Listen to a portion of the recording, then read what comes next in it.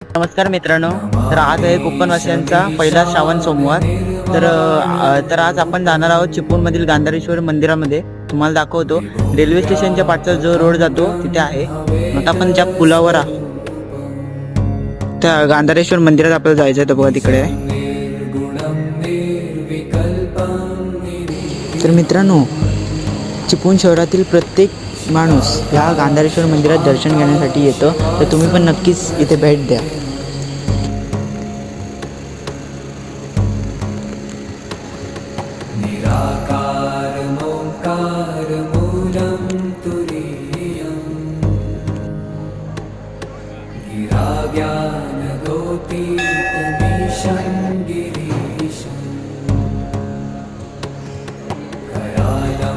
महाकाल कालं कृपा